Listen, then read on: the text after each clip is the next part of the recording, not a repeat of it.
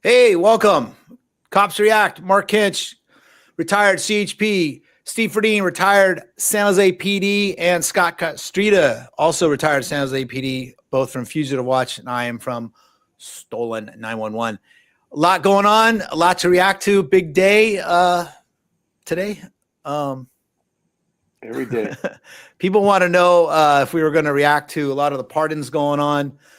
Right now, kind of knew it was coming. Both sides going to pardon people that they feel, I guess, need to be pardoned. Criminals. Well, that's a great idea. And again, both sides kind of see it that way. I don't think we do. We see it a certain way. Everyone's a little. Both sides. Everyone's a little. Criminal's a criminal. There's no both sides. Are they going to pardon the guy? Are they going to pardon the cop?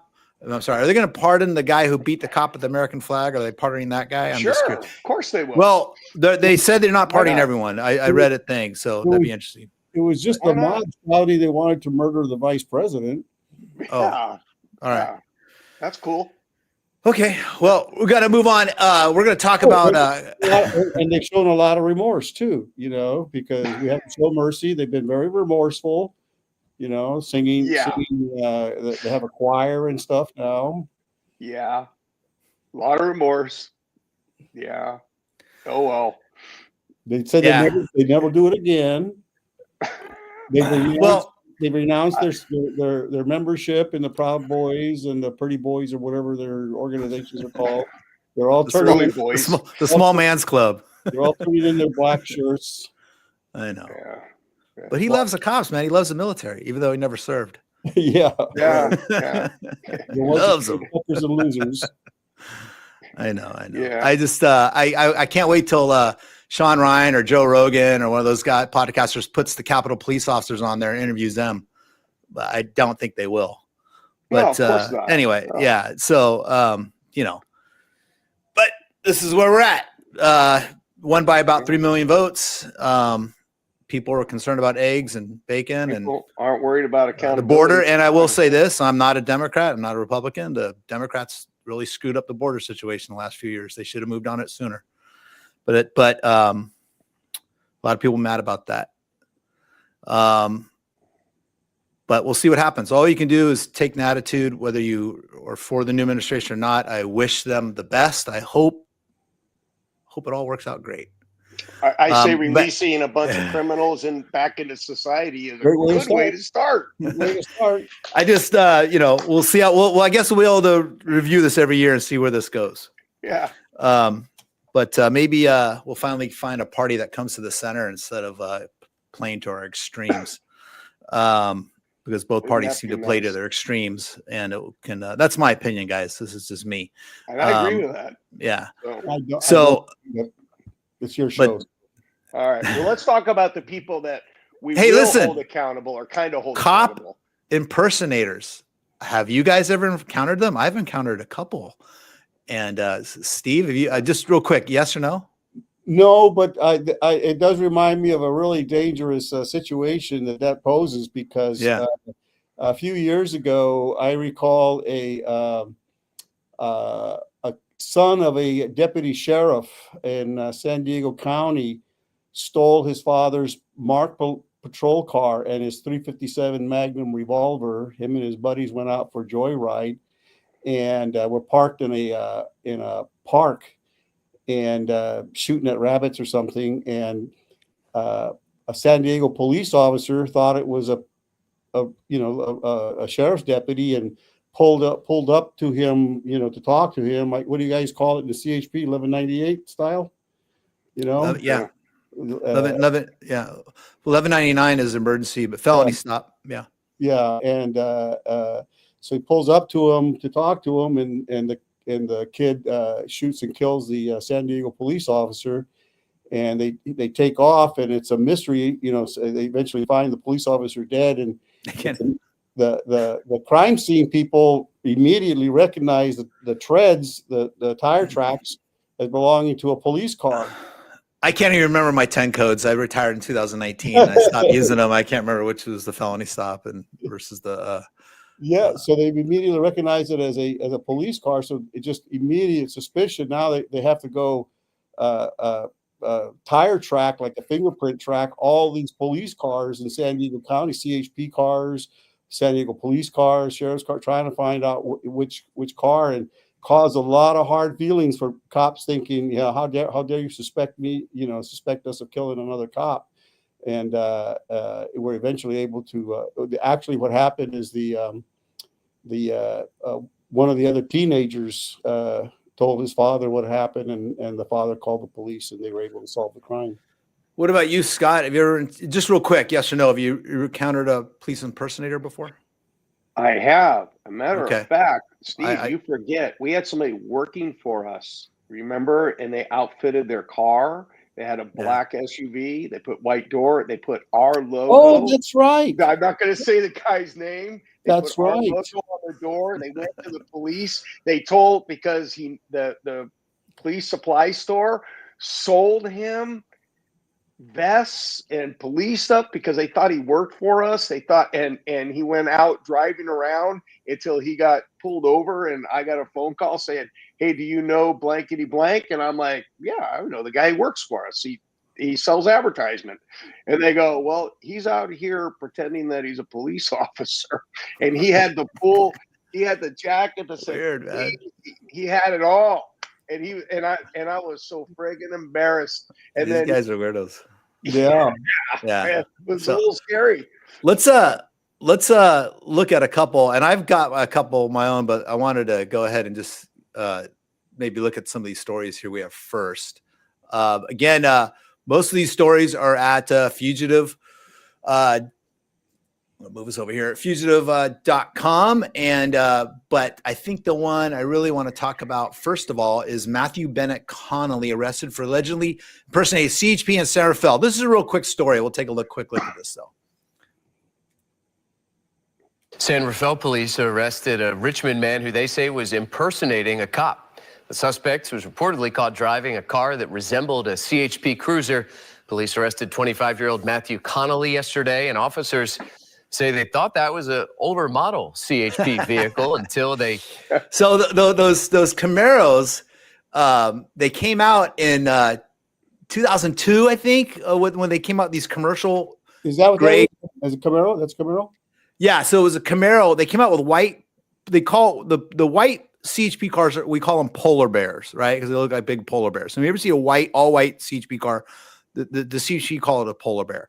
And we got those around 2002 because I remember I was pretty excited. I kind of, as a tail end of the 5.0 Mustang, never really got to use one. And then we got this, and I drove one for like a minute, and it was okay, but it's cramped and it's low, and the doors swing out, and it was big fun. Doors. Yeah, big doors. But this thing's got, I don't remember the Highway Patrol having those rims on it like that. But I guess he was going to, I think I read the story through it. He was going to use it to do, what do you call it? Car shows.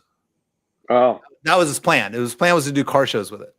Okay. So, but I have to say, when I returned to patrol in 2017, after I left the task force in Oakland, I was down here in Gilroy working in patrol one day. I used to work the 101 between San Jose and Morgan Hill. And I got a call, traffic gets heavy in the afternoon. The call comes out about a guy using a white car with amber forward flashing lights, like he's trying to pull people over, or get people to get out of the way. So I actually set up on the just south of his position as he's coming down like by Bailey there, and traffic was thick. And sure enough, I see this car, and I didn't see him doing it. He wasn't doing it with me, but the guy who had called it in was in a BMW, and he was flashing his flashers. That's what we told him to do. And I pull up next to the guy in the BMW, and he points to the car, says, "That's the car." And it was this white little sedan.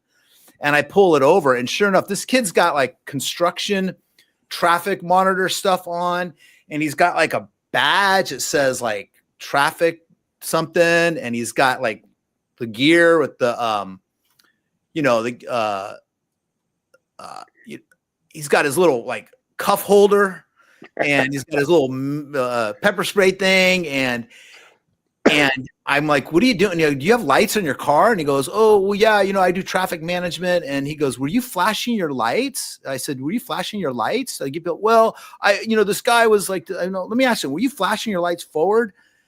And he goes, yeah, just for a minute, this guy was being a jerk in front of me. And so I get him out of the car and end up just starting getting vibes that he's trying to be impersonate a cop. And we had the guy's statement, the guy had cell phone video, the guy doing it. And, I ended up searching the car and found a Glock, which I thought was real, but it turned out to be an airsoft gun. A Glock turned into an airsoft gun. And we took the gun for evidence because I wasn't sure. I knew what airsoft gun was, but this is made out of like real Glock parts, it looked like. So we ended up giving his gun back a couple days later, but we cited him for impersonating and because based on the other guy's statement who wanted him charged with it. But he was weird and he wanted to be a cop. He was applying for agencies and stuff like that. And I think I actually called one of the agencies and said, hey, let me just tell you what happened.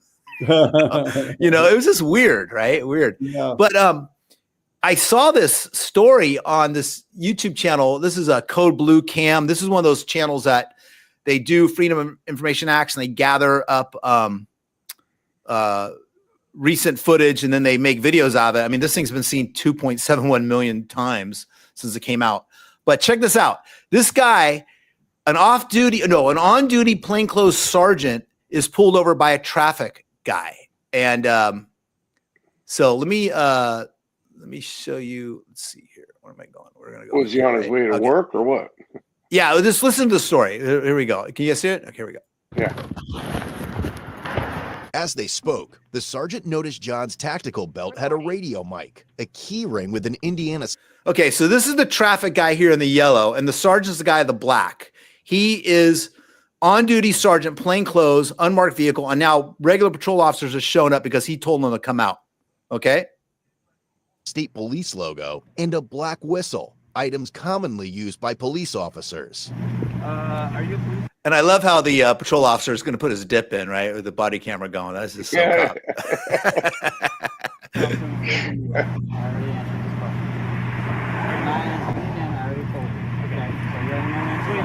Stop playing games. There's no games here. Okay, then I already answered that question. 5 or 6. Okay. Well, the reason I asked you before is because I wanted to make sure if you are a police officer. I already told you my answer. You told me you're not a police officer. I already answered. This video has been brought to you by Skull. You understand what I'm talking to you, correct? Yeah, because you flew past me going 80 miles an hour and it posted 55. Okay. For no reason. How do I know you're not on your way to the call because your lights are on? What lights? You're not in a police car, a marked police car. Okay. And then you put your badge on to talk to me. Correct. And your gun. I didn't put my gun on. I have my gun with me because I'm a police officer. Right. Your badge on. When I went by you in the car, you mean? Yep. You put it on to come talk to me? Correct. Because I wanted to make sure that you knew that before I just come up and start talking to you what was going on. All right. Okay. I got to say, this is very similar to the situation I found myself in 2017. It's like he was being nice to me, but he was trying to justify him because he was having a problem with this guy in front of him. And I said, well, that doesn't justify you turning your lights on. They're not supposed to be used for that way. And you know, if I kind of remember, I think he kind of flashed that little fake badge thing he had too, which was, you know, we found all that and stuff. What's the case? What's the situation on this guy? Obviously, he's not a cop. Let's get this over with. Okay. Do you understand what's happening here and why I'm here to talk to you? Nope. You don't understand? You guys can hear everything okay? Yes. Yep. All right. Nope. Okay. Do you have responsibilities enforcing traffic law? I'm a flagger. Okay. Do you have responsibilities to enforce speeding law on the interstate? Whenever we're in a construction zone, I do whatever they tell me to do. Okay. Has anybody tasked you with the responsibility to flash your lights at motorists on the road and tell them to slow down while you're driving? What do we do? Okay, what you're doing right now is stationary on the side of the road, trying to ensure the safety of people in a construction zone, right? Yep. Okay. You understand the difference between motoring public on 465, which is a busy interstate in Indianapolis. I don't know what your point is here. Okay. My point is, let's step back and look. Okay. Would you agree that some people might think this looks like a police car? or some kind of emergency vehicle? A traffic control car. Just Okay. like his car. Okay. Just like his Which car. is Just why like I- his car. Okay. We all use. Which is different why I types of asked you vehicles. why you are essentially trying to enforce traffic law on the interstate. Who said I was trying to do that? Did you not activate your lights? What you said to slow me down? I did not. You didn't activate your lights? Nope. And there's a witness. Okay. Wherever he went. You didn't activate these lights right in the front of your car? Nope. My strobe lights, I did not. Okay. What lights did you activate? I didn't activate any lights. Okay. So there's Do you have any proof that I did? two different stories you've given me. You said before it wasn't your strobes, it's your high beams. Well, you said strobes. You Okay. told the horn. Hey, I did not have sex with that woman, Miss Lewinsky. Yeah. I have family members argue like this. Well, obviously, What's that? this guy's caught dirty. Oh yeah. You said strobes, not flash, not high beams. He's got a lot more patience than I will have. Lights that are right in the front that are Did I clock my strobing. strobes? So now you have two different stories, okay? So now you You said understand the action of said these headlights. So you said headlights and then strobes. So which one? I'm which one asking did you see? I'm asking you what you Okay. activated, and you said you didn't activate All right, anything, I'm which is done not talking. accurate. Okay. I'll talk to somebody else. Have you ever been arrested? I'll talk to somebody else. I'm not talking to you. Hey, is your laptop? Yeah. Well, you don't have one in there. Yeah, I got one. I'm the mark behind him. John explained that he owns Indiana Traffic Operations, a company specializing in traffic control at construction sites to ensure the safety of construction crews. Man, look at that outfit, man. Yeah. That's like, Yeah. cop fetish. Well, It's like all these guys I see nowadays that want to be operators, right? They got the 9-line hats on, or and the Black Rifle coffee the coffee thing company is- and the hats. You know, they weren't even in the military. but Go ahead. Mark, the thing is, there has been incidents where people have pulled people over and have robbed them, or have worse, have taken them hostage, or raped them, and especially when they're in desolate roads. Oh and yeah, stuff yeah. like No, I that. mean, hey, we got the Higher Patrol's got a couple, at least one killer in their past that did that as an officer. I'm not, believe me, there's a lot of bad guys. There's a lot of bad people that are cops. Let's just be clear about that, right?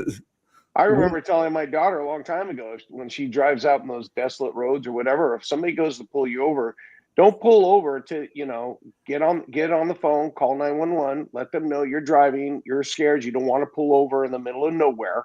And, because you don't know. You don't know if that's a bad actor, if it's a real cop, it could be, but it may not be. And, you don't want to, so, and a police officer, a true police officer that's pulling you over out in the middle of nowhere, some desolate place, as long as you're not driving like a maniac, they're going to get on the radio and say, I got a car that's not pulling. He's going to notify dispatch. And then dispatch going to say, yeah, we got a phone call from somebody. They're calling 911. They're saying they're being followed. Yeah, we'll tell her to pull over. Yeah. Let's watch the end of this. I moved it forward into the end. You can see a little synopsis of what happens here. And this guy's history. This isn't the first rodeo doing something like this. Body armor in the back seat. It's a handcuff. Recording. Oh, okay. You do security. You understand that doing security means you cannot put someone in handcuffs. That's what the police. That's what the real police do. Is put people in handcuffs. I love it. The real police. There's no firearm in here, but there's a magazine and bullets. Yeah. Well, I got obviously clean this out because I just. That is exactly what the kid told me on 101 that day. I got to clean this out. That was he had the gun in the center, which wasn't a real gun, but he had the little handcuff case and the little accoutrements, all the little web gear stuff, right? That a cop or a security guard might have, and he wasn't a security guard. Again, it was just our victim, our guy who called. And there was a couple other people, if you go back to the logs, there was a couple other people that called it in too. But our guy, the guy in the BMW, he was like, no, this guy was trying to intimidate me like he's some sort of cop. Right. Mark, San Francisco PD just a couple of weeks ago shot and killed a security guard who. Well, he was obviously had some issues. He thought he was above the law or something too. He was pursuing a guy on a. Right. We covered that. A couple weeks ago, I think. Yeah. Let me play this out. Everything in my other car, but there's no gun. I have a clock. 19. Where is it at? Is that a cuff key, Scott? He's wearing there on his side, right here. No, I think, is that a knife? with a clip. That's a knife, but that's the clip for the knife? Okay. I can't carry it, right? Because I'm on probation. You know Oh, wait, he's on probation? Is that what he said? your business better than us. Okay, well, I haven't looked at, I don't know. pretty sure I have What to the tell conditions- you, I can't have a firearm. I don't have a firearm. I'm just telling you, I don't It's at know the house, conditions of your and it's probation. secured. There's probably people who have conditions of probation that say, like, if I'm working, I can. Maybe across the board. I mean, it's only a C misdemeanor that you're on probation for, so Yeah, it's I not don't know like that I'm I've ever encountered somebody on probation for a C misdemeanor, so, and I don't do probation, so I'm just going to say you probably know your business. Okay. Further.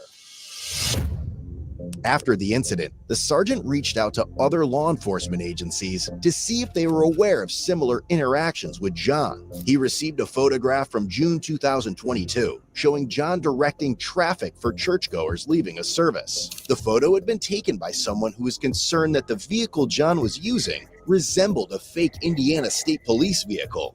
The investigation deepened as the sergeant reviewed footage from August 2022 recorded during the funeral procession of an Elwood police officer killed in the line of duty. Amid the procession of police vehicles with flashing emergency lights, one vehicle stood out, a car operated by John. Oh, wow. Red and white emergency lights. Oh, man, there's some cop wannabe shit right there, man. I'll tell you right now. Wow. Bearing a license plate that read Indiana Traffic Operations. However, the sergeant would soon learn that John made his day-to-day activities well known to the world. Police discovered numerous photos on his public Facebook. There he is. The guy could have been a highway patrol officer. His act was a little cleaner. Yeah. Profile showing him dressed in attire similar to law enforcement uniforms. His bio listed him as the owner of Indiana Traffic Operations LLC since September 2022, though he later removed this information. Among the posts on his page was a photo of John changing a flat tire, but what drew attention was his utility belt, which clearly displayed a... Look at that. There you go. The Fire. Glock he was talking about. Police subsequently reviewed John's TikTok page, Indy Traffic Cops, which contained hundreds of videos showcasing police vehicles, including his own fleet. In one video, John proudly displayed the interior of a Dodge Charger equipped with emergency lights, and a silver IMPD police badge was visible. While these badges were never publicly available, they could be acquired by retiring officers. Following the incident where he pulled over the sergeant, John appeared to change his TikTok username. Additionally, police found his company's Facebook page, where several posts featured law enforcement-related hashtags. The investigating sergeant believed these posts conveyed a misleading impression that Indiana Traffic Operations was connected to official law enforcement agencies or activities. The company's website was also reviewed, revealing several professionally taken photos of John. The sergeant particularly noted the images where John was standing in a public roadway, directing or possibly obstructing traffic, despite there being no apparent reason for his presence there.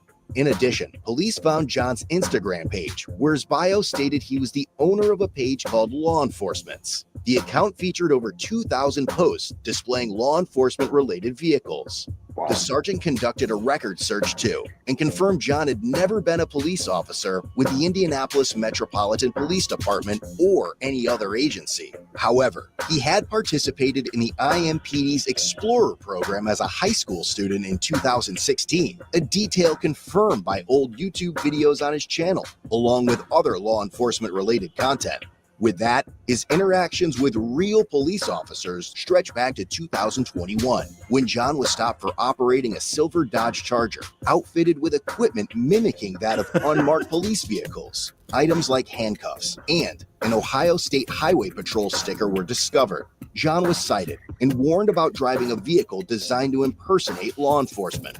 By April 2023, John was stopped again, this time for moving violations. A different Dodge Charger, now with state police-style decals, carried a firearm on the passenger seat and tools associated with emergency responders. This is exactly what you're talking about, Scott. Your daughter's got to be worried about guys like this. Yeah, and this guy's got some money into this stuff. Those aren't cheap cars. Well, That's again, not he's cheap got this. equipment. He's got this traffic business, right? And those are legitimate flagging companies of traffic business. I know guys that have legitimate valet companies, right? Steve used to run a legitimate traffic control company. Yeah. I work for them. Mark, Right. years ago we had a problem with people who were kidnapping women in a fake police car, stopping them with a red light, and we had to do a public service information campaign to get on the news because women were scared of the police, and tell them, just drive home slowly and don't pull over if you don't think it's a police car. Well, that's what I was telling you earlier. Yeah, exactly. I told my daughter the same thing. I go, don't. But don't we had to officially reassure women not to be afraid of police officers. Let's watch the very end of this here, and we'll. When officers asked John at the time about the color of the lights on the Charger, he replied, "Get a warrant."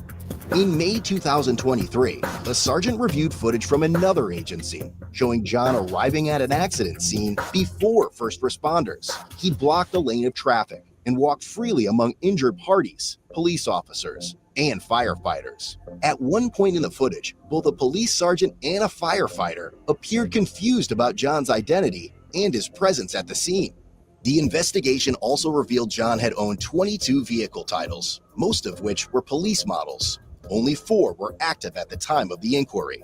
Based on several of these factors, the investigating sergeant who was initially pulled over by John concluded that John had falsely portrayed himself as a law enforcement officer. On October 17, 2023, the state of Indiana filed a probable cause affidavit. After a review, probable cause was established and a warrant for John's arrest was issued. The following day, records show that John had been taken into custody. Well, he probably had all started off innocent. He had a good idea to start a business, and he probably would have been very successful. Obviously, he must have been making some money, or he's a trust fund baby. I don't know, but he spent a lot of money on that equipment. But I know in California, you can't display a red or blue light towards the front of your car, correct? Are you seeing? Yeah, no, you can't. But are you seeing all these LED lights these days? I'm seeing blue and red. I was coming from Modesto yesterday, and I saw a car coming the other way on 205. Had 2 blue lights in front. And my friends that are still on patrol or still working that actually care about that stuff, they enforce it when they see it. But I'm surprised that Mark, that if he was on probation, normally, you're not you can't have a firearm, but you can't have a replica firearm either when you're on probation. I'm surprised they just didn't pick him up for probation violation. I guess our point is that these guys are out there and they are everywhere. Just like this guy, the guy in Marin, I don't know his background and stuff like that. I get the car show thing. I knew highway patrol officers who had Mustangs that had the logos on the side, but these things were only ever shown at car shows. And when they transported the cars, they had to be covered or they had to put the decals on. I think this is 25 magnetic decals. They had magnetic decals. He could put them on at the car show. And normally, don't they transport them on the trailer also? Right, or he would drive his Mustang there, and then he would take the door decals and put them on when he got to the car show. Smart right? idea. And that was legal to do. Yeah, driving around. This guy that worked for us, Mark, he had a black SUV, and then he had the doors painted white, the roof was painted white, and then he had our Fugitive Watch logo, which the old one with it's got the star and everything. Yeah, big magnetic thing and he had them on the doors, and that's when. And apparently, he was doing the same thing. He saw something that he didn't like. He pulled somebody over, and they thought he was real. And somebody finally this guy, there's something up with this guy, and he got pulled. Finally somebody saw him rolling through a neighborhood, and then they called us and. I was freaking embarrassed, man. Someone should do a show like Cops or real crime, whatever the other ones, the Live PD or whatever. But they should do like cop impersonators, and these guys go roll around guys who are cop impersonators. Right? Mark, Scott and I a couple of years ago, we met a movie TV prop specialist, and he had decals and uniforms for all of police agencies. It was really cool. He had everything from the U.S. Border Patrol to LAPD, San Jose PD, and he could go out and outfit the cars to look like the real thing for TV shows and for movies. That was his business. So I guess the main thing is, if you feel that you're not, I used to drive an unmarked car, and I understand people could get nervous, not because I had long hair and a beard back then, right? And I was driving around, looking like a crankster, driving around in a Jeep. Yeah. So I was driving around an old Jeep, and I used to pull people over once in a while, usually if it was auto theft related, but every once in a while, I used to drive unmarked Crown Vic too, when I was a regular detective, and people would they'd give us kind of the stink eye a little bit. But we'd always tell people, and if you're unsure while you're being pulled over, call 911 and say, I'm being pulled over by an unmarked police car, or at least pull into like a public spot. You keep driving if you can, to like a gas station where there's witnesses around. It's a lot of people in the Mexican community here in San Jose in the South Bay, they'd be pulled over by other Mexicans that were posing as some sort of federal agents and police officers, and they would profile to target drivers that they thought were probably illegals, right? Undocumented. Down. Sorry, well, I think you say illegals now as of today, but anyway, they would shake them down. They would actually shake them down because they know they can get away with it, and they know they're dealing with people that don't want to, announce their presence anyway. So you had other Mexican. Targeting the other Mexicans, people within the community, just like you have people in the community that target agents, agents. Yeah, exactly. Federal agents. Right. So it's something. This is a real thing, and so when but this guy had a car that if some people might think he's some sort of cop. Got to be red and blue to the front, at least red to the front. Red California. In California, and if another thing you can do, it is totally legal for you to just turn your camera on. Every defense attorney will tell you to turn your camera on, record the officer. You don't need to tell them; you just put it on.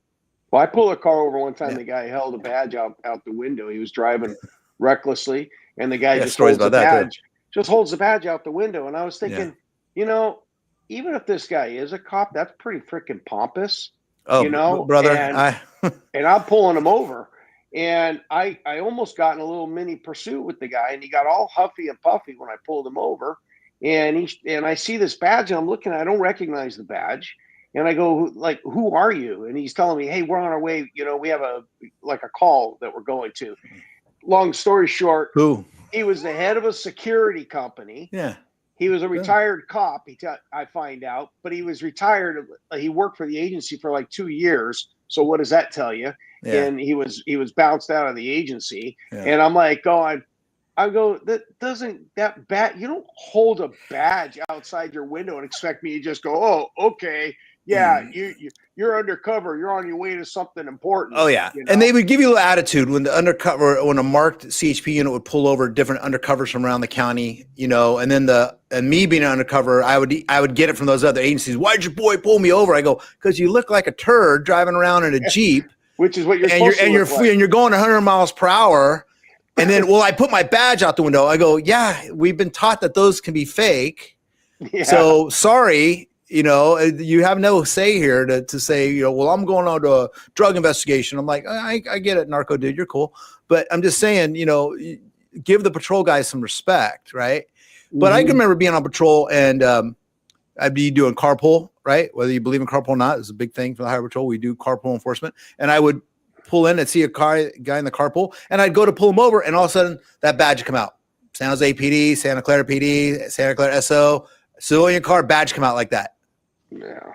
And I would still pull him over. That's pretty pull him over, right? And I pull him over, and they would do that. What are you doing? Did you not see my badge? I'm going to tell you why.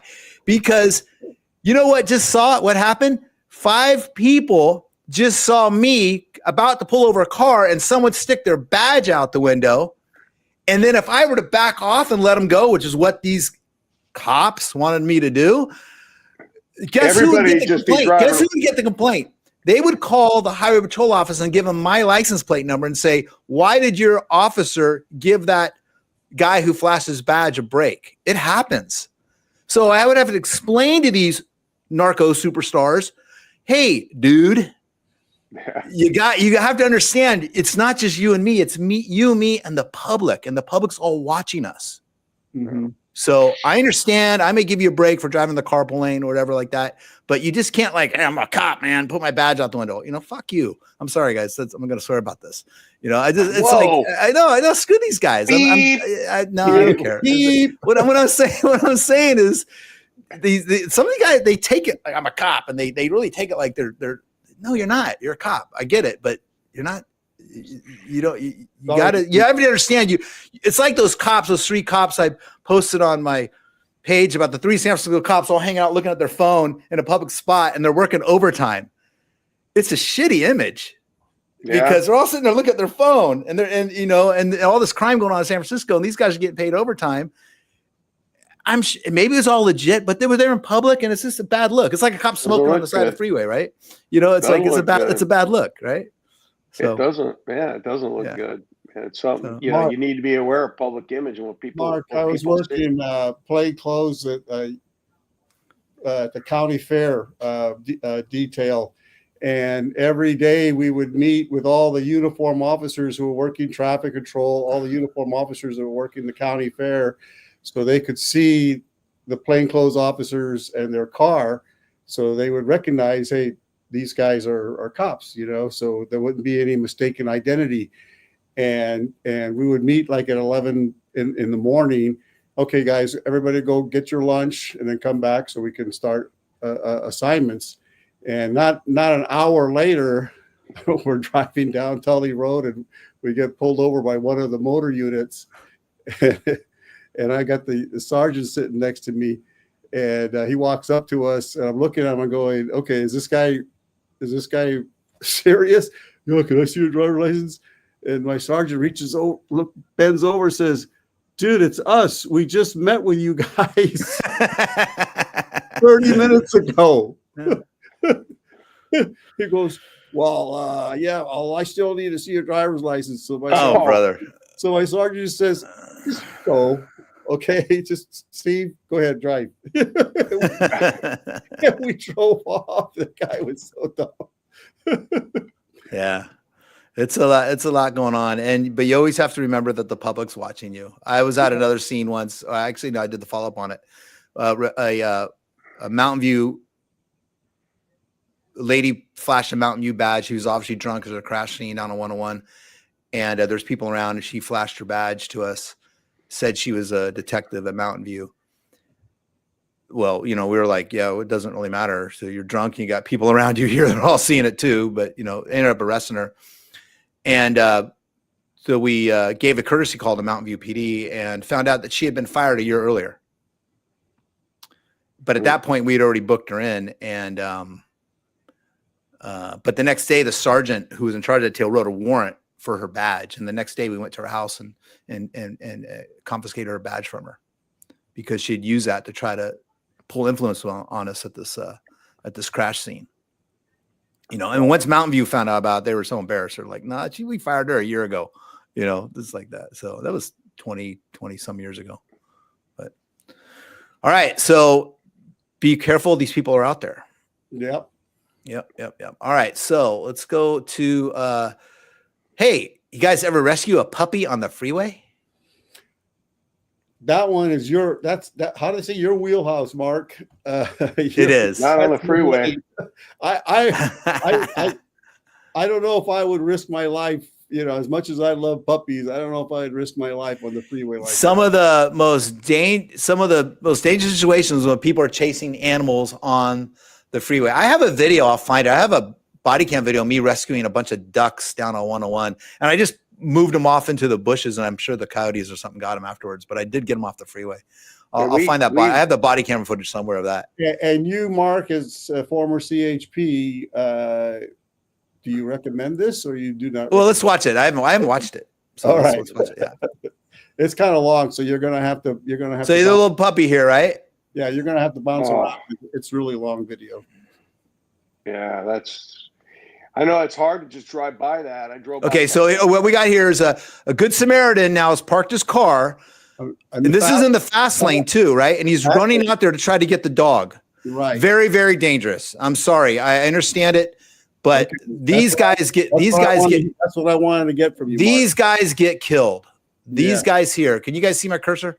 Oh yes, yeah. yes. These guys get killed. Yes, that's what yeah, I know. It's sad. Yeah, and the dog doesn't even want help. He's running off. So if that guy was smart, he should have went back the other way. Yeah, human life. I'm sorry, it's just much more important than Now the patrol officers would come in and get in front of the dog. They would try to shut down the freeway using a traffic brake. 2 officers, or maybe 1 officer could do it on his own. And then all the highway patrol cars have the what do you call it? The little thing, the little bag, the little neck thing, right? I can't remember what it's called. Oh, they do. I did not know that. Yeah, we all have those in the back, and we would try to. Here's a guy. He's trying. Okay. He's gonna. Yeah, and hopefully he's got all traffic stopped behind him. It looks like he does. I'm sure he does. Yeah, it looks like he does. Now at this point, also the Good Samaritan there might come and help him, and the officer's gonna, as long as he got the traffic lane shut down, they're probably gonna take whatever help they can get. Again, like you can see all traffic shut down there. So that's good, but that's what the officer had to do. Keep traffic stopped. When you see a patrol car in front of you doing the swerving back and forth, that means don't pass the patrol car. And at some point they may stop you or just stop the whole thing of traffic. So they do that sometimes, even if there's sometimes a ladder in the road or something. Oh, exactly. Like that. That's how you clear it out. You guys stop it. Yeah, Mark, explain to the public. A lot of the public don't understand what that means when they see the police officer swerving back and forth with his red lights going. It means he wants you to slow down, and he does not want you to pass him. Exactly. Do not pass him. So I can remember I would do the sweeping movement. I would do the what do you call it? I would do the round robin, you call it, right? Round robin or something. Well, round robins, yeah. Well, you do it in the circle. You do it over and over again to slow traffic down. But I would do the swerving, the traffic brake. You know, going back and forth.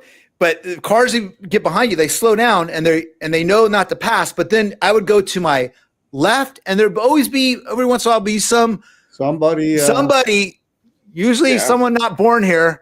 That would, and I'm sorry, this is the way it is. That would then try to pass me on the right. Like they think it's okay because I went to the left, even though I'm doing this serpentine movement here. They think they would pass me on the right. So we need to educate. And then I would turn hard to the right and almost look like I'm going to collide them. I'm not collide with them, but just to get them to say, what the F are you doing? You know? Yeah. And every once in a while, someone would pass, and then we'd have one of our partners go after it. Or if our traffic break ended, I would go hunt that person down, and then I would cite them actually for just not following officer's orders. I can't remember the section. There's a very general section in there. You're not following a traffic officer's orders. But so it happens. So when you see that means they want you to slow down because they're either going to stop traffic to pull something out of the road, or they're going to. Like a case like this, there's something going up ahead, or there's a big accident and traffic's going too fast, and there's a curve there, and they want everyone to slow down. Yeah. Right. They want everyone to slow down at a big curve because when because traffic hasn't backed up enough yet to get people to slow down naturally. So I was recently asked about that from somebody. They were going, this CHP guy was going back and forth real fast. I go, well, why was he doing that? I go, because they don't want you to pass them. They want you to slow down because it could be an accident, or like I said, I've seen them having, big old ladder fell off somebody's truck and they got to go out in the street. They don't want to get hit by a car, and usually their partner's up there ahead taking care of business. I really think the state should invest some money and do some PSAs explaining that on TV and some commercials to educate the public about that. Man, they don't even want to spend money to stripe the roads. You think they're going to come on. So the puppy was saved. The puppy was saved. You don't want the highway patrol officers or these Good Samaritans to get killed on the freeway. So there was one ending here. Did the puppy get saved? I don't. The way you guys were talking, I thought the Good Samaritan. Oh, the traffic guy showed up. No. the traffic operations guy. I'm just joking. We're gonna assume the puppy got saved. Okay, we're gonna assume that. Okay. Yeah. Okay. All right. We want a happy ending. Happy ending. Let's see. Go here. Okay. So so again on Highway 85, I don't know, 10, 15 years ago, there's this exact situation somewhere down by Saratoga where guys got out to rescue an animal and he got killed. He or she got killed by traffic, because they're out there running around. It does happen. Yeah. So I can remember one of the defense attorneys I used to run into all the time in court. After I went back to patrol, she was a big animal lover, and I ran into her on 2 occasions, her chasing down stray animals on 101 and 880. Oh my goodness. And then one time I pulled over her husband, and he said, "Oh, I'm so-and-so's husband." I was talking to him, and I probably cut him a break. But I said, "Hey, how come your wife's always out there stopping, trying to rescue animals off the freeway? It's getting herself killed," And we were kind of laughing about it, But yeah, I'll never forget. That was. I roped a cow one time out on Santa Teresa out there in Bailey, way out there. We were working midnights. Remember John Monterano, Steve? Mm-hmm. We got the call that apparently somebody almost hit a cow. And we got out there. Sure enough, this cow just standing in the middle of the road. Like, what are we supposed to do about this, right? Yeah. And so John just happened to have a rope in the back of his car. He I guess he was from Salinas originally, so they carry ropes for some reason. I don't know. But we ended up roping this cow, and we tied him to the fence, and then we had dispatch call around to all the local ranchers and say, "Hey, there's we found a cow. We don't know what to do with it." But we didn't want it to stand out in the road because there was no lights out there. It was pitch dark. Call the local cowboy bars and see if somebody can come out. Yeah. Hey, buddy, Luzik. I've seen horses out there running around too. That area out there, a lot of those ranches, the stuff used to get loose all the time on the roads. All right, so let's go. Steve, this is a teen TikToker, Noah Gailey, gets 12 years. Yeah. 12 years prison after killing 6 people in a car crash. Was he doing something on TikTok at the time?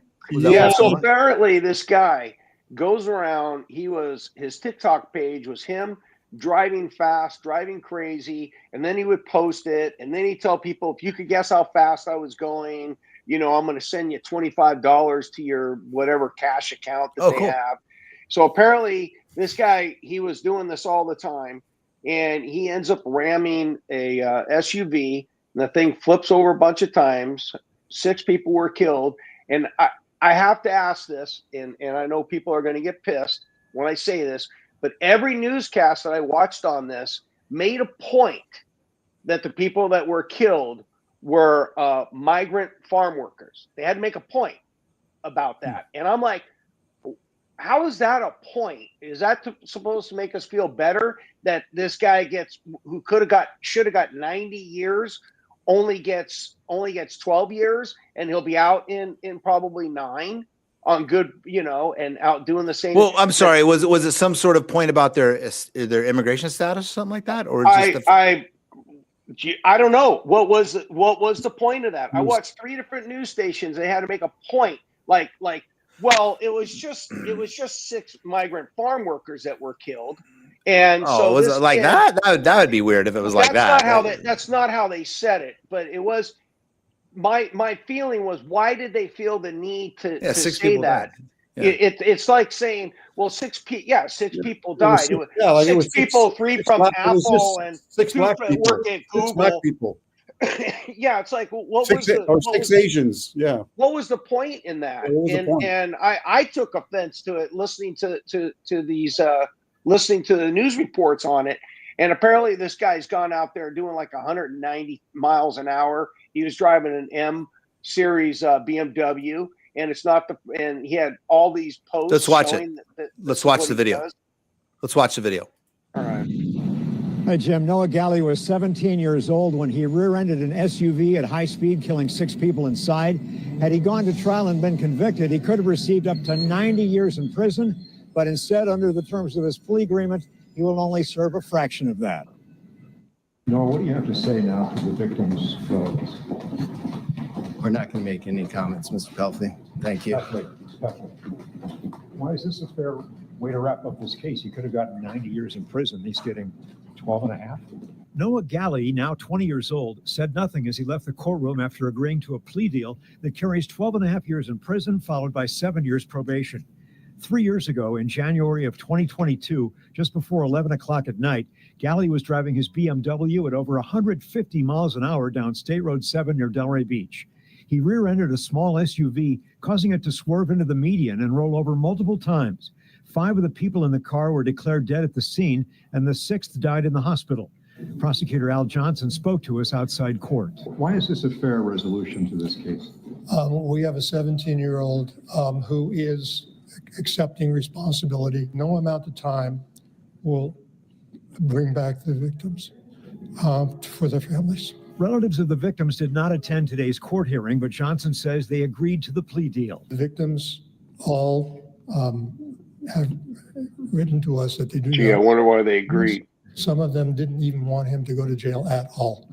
One wanted us to drop the case entirely.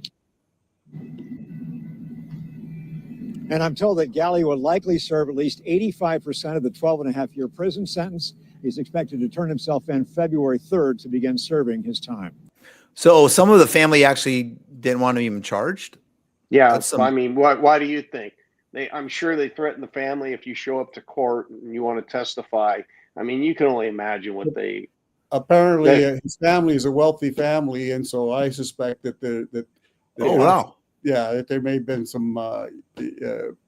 How do you discourage the family? That doesn't happen. The wealthy don't get away with stuff in America. I know, it's hard to believe. Because you know, Mark, and the district attorney, he's supposed to represent the victims. Okay, the victims didn't say about victims. I don't want anything to happen to the guy who killed me. The victims can't speak for themselves. They've been killed. He's supposed to represent them. The family, God bless them, they're in no position to forgive this guy for I mean, they can forgive him. But they're not dead. The only ones that can offer forgiveness are dead. Yeah, but and he has to represent those, the ones that were killed. But they were referring to the family as the victims, and they are victims in their own way. But they weren't the victims that are dead, right? And those victims are dead. I'm sure those victims that are dead would say, "Oh hell no!" If they could speak from the grave, they would not be. Oh yeah, it's okay, that's fine. You know, things happen. You know, and the thing that really gets me is that, Mark, like we did a story last week, and you told me I couldn't use the word that rhymes with corn because we don't want to get, we don't want YouTube to non-monetize us or erase our stuff or get in jail. But yet YouTube, there's a bunch of sites like this kid that's out there posting this stuff, making all kinds of money, getting millions of views on the stupid stuff they do, and YouTube, they encourage it by letting them monetize that stuff. Why is that okay? But we can't use the word that rhymes with corn. I don't know if we can or not. I mean, we didn't really test it. I might have said it once or twice too, and I don't remember anything being demonetized. But I know what you mean. I know, but a lot of those guardrails have gone off. The social media companies have started to say, "Well, we're not going to moderate some of this content." A kid, 18-year-old, he just turned 18 years old, just graduated from high school on graduation night. He takes out a brand new Mustang that his father bought him, and is barreling down the road at 150 miles an hour or so, and kills a young woman who's pushing her baby in a stroller, kills the woman and the baby, and he gets 25 to life. So same state, Florida. You know how is that? How does that?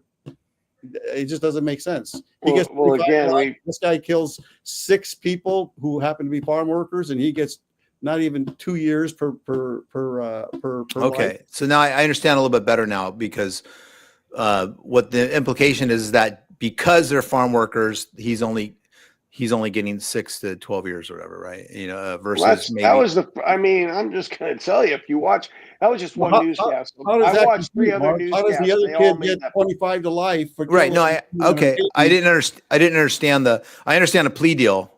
I understand that. But you're right. I mean, he took out 6 lives. And it wasn't like people. I get the fact. Somebody goes out, they speed, accidents happen, and somebody dies. I no way. I don't want to ruin somebody's life or some kid's life where an accident happened, or even if it's the very first time they drove the car and they just made a bad judgment. This was. But this guy was going out on a regular basis and doing this and posting the videos. He is a menace to society. Yeah. And how does his family, 17, how does his family not know what he was doing? I mean, come on. I mean, but I'll bet you they paid for his legal defense, you know, and I get it. It's their kid. They don't want to see their kid go to jail. And they're like, well, we got the money to do it because apparently his dad's a prominent lawyer. Whether the victims' families were offered any money for these, for saying they didn't want. Let me say what a small father to encourage your son to go out and make videos of you speeding all the time. What kind of a man does that? What kind of man raises a kid like that? Right? I seriously, it's a little man syndrome. Yeah, Mark, raise your kids to be like that. Mark, you've been to many crashes. You know, it's one thing if somebody, you know, is reaching for a CD to put in the car or to change the radio station and takes their eyes off the road and causes a fatal accident. That is, you know, that's one thing than driving 150 miles an hour acting like a fool for TikTok. Videos of it, you know. So well, I get your point now. I get it. So are we going to talk about Anthony Vo? I mean, are we going to go there? I guess we can go there. Let's do that, Mark. Let's go. But he might be released today, or he might be pardoned today. Apparently, Anthony Vo. Why are we going to talk about him? Yeah, let's not even talk about it. He's going to get pardoned. Let's talk about that. Yeah, he's going to they're going to pardon him and put him as one of the head guys in the DOJ. Well, what? He's snowboarding in Canada instead. Yeah. Hitting the slopes in Whistler, BC, hoping U.S. President Donald Trump will pardon. Someone might Luigi that guy. You better be careful. All right. Be nice. Okay. Mark, did you get any information on that shooting, CHP shooting in Amador County? No, but we're gonna go there right now. Actually, let's see. Okay, so CHP officer encounters a guy pushing a vehicle out of the road, and he was acting weird, right? So let's watch this video from KCRA. Sacramento, and we put it up here, and this happened just after Christmas. Tonight, we're hearing from neighbors about the moments before a California Highway Patrol officer shot and killed a man in Amador County. Officials say an officer shot and killed 31-year-old Tyler Quentin Balaskovitz of Shingle Springs. It happened just before 5:30 yesterday afternoon on Old Sacramento Road east of Latrobe Road. That's in a rural area of Amador County. That's east of Rancho Marietta. KCRA 3's Peyton Headley explains what led up to the shooting. It was around 4:30 Thursday afternoon when Amy White got home to cars stopped in her driveway along this rural stretch of Old Sacramento Road. There was a gentleman broken down in the driveway. A lot of people were here trying to help him and get it going. She says it isn't uncommon to see drivers pull off there or to see some of her neighbors stopping to check in. Oh, everyone helps each other out. And there was tons of people here. And she says what started off as a normal exchange quickly took a turn. It was kind of getting extreme and not listening and didn't seem like he was coherent. She says she and her husband went back to their house as one of their neighbors tried to tow the truck out of the area. He was just nervous at how his demeanor had changed and that he'd gotten kind of erratic and he wanted to just get him moved out of here. Like he broke the tow rope. And then he coasted all the way down. At that point, she says both she and her neighbor called 911. When the officer arrived, CHP says the man was pushing his truck down the road. The driver's door was opened and the subject, while standing outside of the truck, was attempting to steer the truck as it was rolling backwards towards the officer and in the direction of the opposing traffic lane. While still in his patrol car, the officer asked the man multiple times to stop, but he didn't. CHP says the car continued moving backwards until it hit the patrol car, That's when the officer got out and shot the man. Yeah, my son heard the gunshots. He was up in the house. The CHP says he was armed. We recognize that this is a tragic incident that impacts our community. We ask for everyone's patience as we conduct the investigation. In Amador County, Peyton Headley, KCRA 3 News. Okay, so, and what was the controversy here, Steve? What happened on this afterwards? Well, I'm just a little curious. I'm not a lawyer. I'll have to let everybody know I don't have a law degree, but I was just a little curious because according to the CHP, that particular lieutenant, they asked the Amador County Sheriff's Department to investigate the shooting, and the Amador County Sheriff's Department refused. Okay, so that puts the CHP has to bring in people from. I mean, what?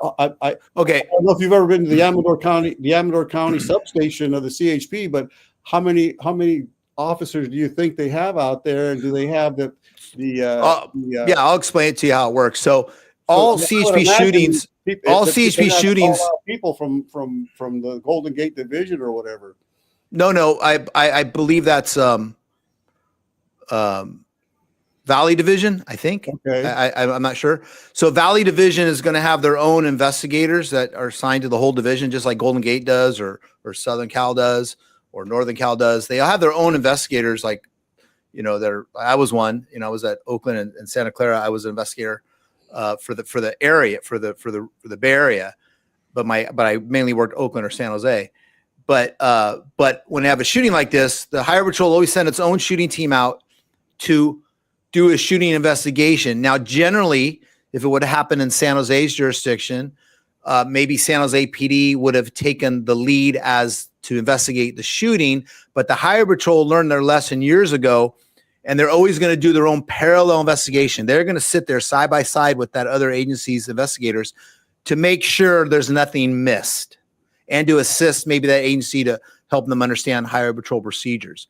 But then also the DA's office is going to have different protocols. I know in Santa Clara County, they used to have a protocol when an officer got involved, shooting happened, who would investigate what. But the Highway Patrol would always have their investigators. I would get called out in the middle of the night when I was an auto theft guy saying, oh, one of our officers shot somebody in Sunnyvale or something like that. And then we would all show up, all these different investigators would show up, and we would help process the scene, find people to interview. If the officer's going to do a blood draw or not, we'd help secure that. Then the union reps come out and stuff like that. But the Highway Patrol always has shooting investigators that are available to come out and assist. Now, I'm going to assume in this case that there's I'm going to assume in this case, there's great car footage from the patrol car recording everything. And then the DA's office is still going to investigate this. So what could have happened, Amador County is very small. It could have been like, well, they may have looked at everything and said, well, there's plenty of evidence here that the officer is on the right, or this is not, that questionable of a situation. So based on the Highway Patrol's investigation and the DA's office is going to make the final decision, that maybe they just decided that the DA's office will make the final decision and the sheriff doesn't want to get involved. Well, I'm a little sensitive when agencies don't respond to requests for assistance. I mean, I used to work for the sheriff's office in South County, and sometimes we would be one or two lonely deputies covering an area of the size of a major city. And the two cities, Gilroy and Morgan Hill, back in those days, had a policy that their city wouldn't let their officers leave the city limits, even in an emergency, if we requested emergency assistance. And for whatever reason, the CHP asked them for assistance, asked them to investigate. I don't know what the reason is, but they had their reasons. And I'm not an attorney, but I went to the government code for the state of California, and it's 26602 says the sheriff shall prevent and suppress any affrays, breaches of the peace, riots, insurrections that come to his or her knowledge, and investigate public offenses. So it says they shall that have been committed in the county, right? Well, a lot of sheriffs kind of feel that they're the king in charge of their county, so they kind of feel they could do what they want. Yeah, exactly. I'm going to just say that maybe Amador doesn't have the resources to do it. Mark, I wasn't implying the CHP is not capable of doing the investigation. No, I know. Well, they are. They do it all the time now. That an agency's asking another agency for assistance, and I just would like to know. I think it's more. I think it's more. Agency refused to assist them. I think it's more the Highway Patrol just covering their butt by saying, "Okay, procedure would be." Who's the general law enforcement here? It's going to be the sheriff. Yeah. Sheriff's Department, would you please come investigate this? It's on record that the Highway Patrol makes the request, so no one can criticize the Highway Patrol for not doing the right thing. They're not trying to hide anything, right? Yeah. Now, I will say this in this day and age, that patrol car should have active video that they were able to retrieve from it. Maybe the officer was wearing a body camera, and maybe that alone, plus all the witness statements, and given to the DA's office, DA's may look at it and say, this is, and once they gather up the statements and look at the basic footage from the vehicle, maybe they say, this is pretty straightforward. Or maybe there's history with the guy's family and said, yeah, he was off the hook. I don't know. As a rule, I have never been a fan of this trend now that the agencies have of calling another city to investigate their officer involved shootings. I've never been a fan of that. And I understand where it comes from. You have situations in LAPD and Oakland where the officers would look out for their bad officers all the time, and management would then try to hide their mistakes.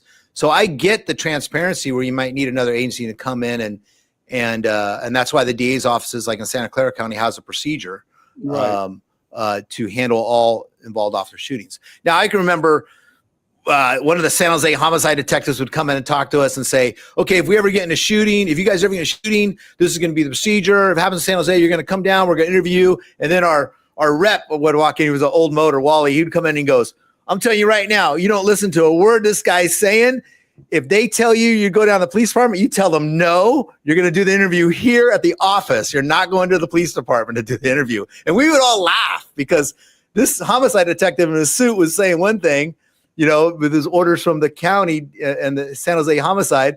And then our union rep, who's even older, would go, no, this is what you're going to do. You're going to say no to all that. You're going to be interviewed, but you're going to be interviewed here at the Highway Patrol office. You're not going to the PD where they're going to take your gun away from you and put you in a room and all this stuff like that. And we would laugh because we'd all do that. Like, yeah, some officers would, but others were like, nah, you ain't going down. You can interview me here. You get I got in a shooting once. We all got interviewed. Right there at the CHP office. We didn't go down to the department and stuff like that. We'll just do our interview here at the office. That was not my issue. My issue was basically an agency reaching out to another agency for help, and the other agency telling them no. That rubs against my grain. Yeah. Again, I think it might be manpower. I mean, the Highway Patrol started taking over shootings in Santa Clara County as early as 2000, I think it was. I remember the Lawrence Expressway shooting. It was a gang situation, and Sunnyvale just, no, we ain't going to do it. And that's before the Highway Patrol was doing a lot of shooting investigations.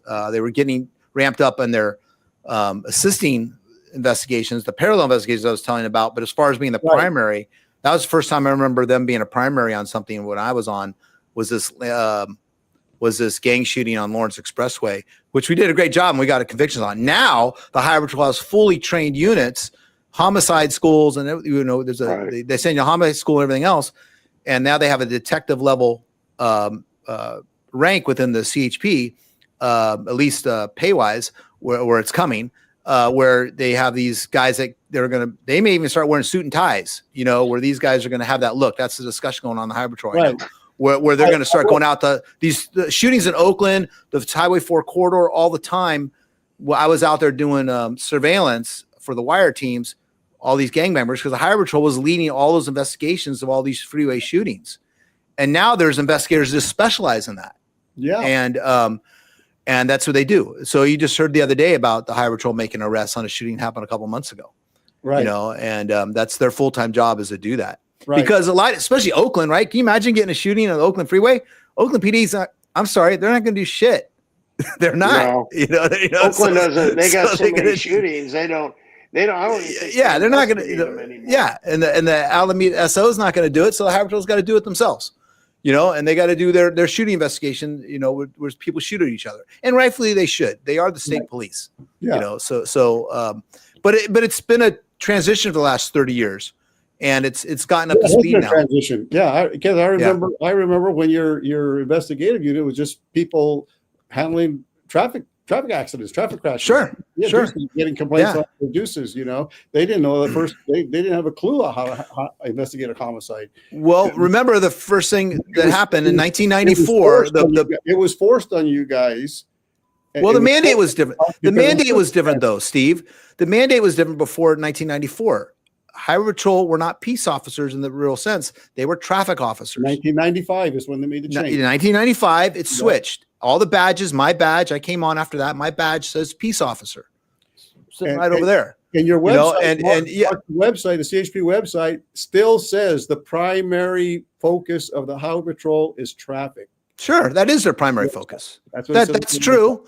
But they're not traffic officers. They're peace officers. Right. But it says absolutely nothing about handling homicide investigations. They do freeway shootings. You checked the website lately? No, I'm just saying that again, I think that. Oh, we can. If you reach out and ask another agency for help, that agency should not say no. Well, that's an issue with the Amador County Sheriff. Again, I don't know why. I'm going to assume it's a manpower issue, or the evidence was so straightforward that they just said, you know what, let the DA's office investigate it. We're not going to do it. Yeah, we're not getting involved. Yeah, but we know all the time there's sheriffs that think they're untouchable, and we've learned it our own way here in Santa Clara County. We saw it right here in Santa Clara County. Our own sheriff. How long was she sheriff? And she would that she'd do whatever. Well, and again, San Mateo is going through the same issue right now. Yeah, power and position, you can do whatever you want, and we've seen it. We've seen it at every level. But God, we're gonna get those shoplifters though. Those guys we got to get. We got to get shoplifters. You guys gonna say hi to Frank? Yeah, I did. I said, "Hey, Frank." I couldn't log into the comment thing, so I'll just Frank. Cool. He said it's all gray. He said it all looks good. Let's see. I don't know if we have. That was all I had on there. That was it. I got a couple cases on the website I'm working. I got this cold case up in Washington. Another Impala, 62 Impala, that I'm running a bunch of. Hey, Scott, check out! I got Google Ads on my website. Yeah. So I'm going to help you out on that one. So I got this classic went missing back in October, and I got hired just now to try to kind of revive it, find out what's going on. So if you're up in the Washington area, it's in the South Seattle area there. We're looking for the 62 Classic, but I got cases all over the Western United States, and LA's kind of slowed down the last couple of weeks because of the fires, but it's going to pick up, I'm sure, here in the next week or two. So what do you think? I was going to ask you about that, Mark, speaking of the fires. So how many of those cars in those really high-end areas, how many Lamborghinis, Ferraris, you name it, high-end, prestigious vehicles are friggin' gone? They're Bentleys and all that. Yeah. And even if they're not gone, how much fraud is going to be, it's like, oh, my car burned up. Oh, my car, I would say that, the Palisades, that part of LA is a car collector's, paradise. If not, it's a really a hot zone down there. Sorry, it's a bad phrase. It's an area where, a lot of people have nice cars. So you're going to see a lot of claims come across, they've already started coming in. And there's going to be some that are going to try to pull, oh yeah, my vehicle was there. And then, I think what they're doing is, is there proof that the vehicle is there or not, or the vehicle was even what the condition of the vehicle was in before it was burned. But I think most of those will turn out to be obviously legit. It's a tragedy that happened, and insurance companies have obligation to to cover their insured, as long as everything is within policy. And but it will be interesting to see what fraudsters attempt, in the coming weeks. I'm sure our Glendale crowd, where fraudsters are from, out there will start to try some scams. And if I get some information on that, I'll let you guys know. It'll be interesting to see what happens. I'm just wondering, how the insurance company is going to handle some of the people whose houses burn, and it's a tragedy for everybody. And, sure. I mean, just because you got a lot of money and your house was worth $50 million and your car collection's worth $50 million, how fast their lawyers will get their insurance covered, as opposed to the people whose house is worth maybe one of their cars.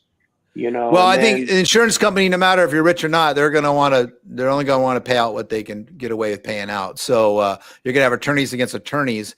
Now, remember, the land of those houses, I was watching a bunch of real estate reporters from the LA area last week talk about tax issues and stuff like that coming up. The land in the Palisades and your house, your land is what's worth really a lot of the money. Because imagine if you built your nice house in the Palisades, but you built that same house out in, let's just say, Stockton, right? Nice house. Oakland. But I guarantee you it's not worth what it's worth on the Palisades. It's not the house, it's the land. So these victims are still going to get a big tax bill at the end of the year, because the land, if it's worth 15 million, well, the land may be worth 12 or 13 of that, and the house may be 2, right? So you're going to maybe get a deduction of $2 million on your taxes of the assessed value because the house burnt down. And the reporter was going through this. He was kind of making it clear. But insurance companies they're going to be some that are going to want to make a quick deal. And then other people are going to string it out and see what they can get. I feel bad for the people whose insurance got dropped and they just were in that zone where they hadn't found a way to cover themselves. I'm sure the feds will maybe step in unless, I think there might be strings attached now. California's got to clean up this act or something like that. I don't know. Although no one said from California said, let's don't give aid out to the people in Tennessee and South Carolina, North Carolina, and Florida when the hurricanes hit. But for some reason, but they may hold back funding. Well, on I'm California. just going to say that those states out there that want to see California sink and don't want to help, they need to remember that the money that comes from California subsidizes most of those welfare states, and that's what they are. They're welfare states. We subsidize them. We pay for everything so those states can stay in existence. Yeah. That way they can. Anyway, we all know retired cops that moved out to the promised land of Idaho, and they're making their big California pensions out there because there's no way that state can afford to pay those pensions. But they'll take our California money, the 5th largest economy in the world, to pay those pensions where they can go live and talk smack in Idaho. And then again, half of them do actually, we talked about this, where half of them actually sneak back later because they can't stand the cold or whatever. Or they have they're kind of bored of everyone, talking and looking the same and Mark, stuff like that. So good question to you. I know you worked auto theft a lot of years. I had a really good friend who was a chippy, Vicente Calderon, who was with the Highway Patrol for a number of years, and he was part of a task force for the border where they specialized on they worked with the Mexican police. Yeah, it's called the Mexican Liaison. The CHP has one called the Mexican Liaison. Yeah, is it still in existence? Because he's retired now. So Southern Division, Border Division, has their investigators. That's the San Diego general area, San Diego County. I have friends there, and they have their border ISU investigators, like I was, auto theft, and they have the retail theft guys, and they have the foreign export teams, the CTIP teams, or the cargo teams. But they also have a Mexican liaison unit, usually a couple officers, Spanish speakers, and they dealing with the Mexican authorities because a lot of vehicles and a lot of cross traffic over the border there. So when we identify stolen vehicles in Mexico, and I've got some of my own cases from Stolen 911 that I've identified vehicles in Mexico, we usually go through the CHP's Mexican liaison unit to help facilitate a recovery of those vehicles. So they still have that unit is still real active and they're real busy. And you had a lot of good stories. Yeah, and Guys, no matter what our politics are, it's going to be an interesting year. I mean, I am happy that as general as a country and a state, we have decided to get much tougher on crime. And so I'm looking forward to that. I just want to let's clarify tougher on, you know what I mean. You know what I mean. On certain crime. That's true. And hold certain people accountable. Right. Again, like if you're a general contractor and you thought that if you thought you're going to get paid and then this big millionaire refuses to pay you, that should be a crime, right? But so think about that. When you move forward with this stuff, it's the hypocrisy. The hypocrisy is just is mind blowing to me. But look, I'm looking forward to building some more jails. I'm looking forward to getting people the treatment they need inside a jail.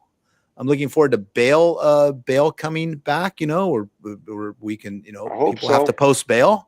Yes. I want vehicles. I want cities to enforce the minor traffic violations, tinted windows, registration tabs, expired registration. I don't care. I do not care about that stuff. We're all supposed to be following the rules. You can get financial breaks for doing certain things, but if your car is not properly outfitted, get rid of the tinted windows, get rid of the loud exhaust.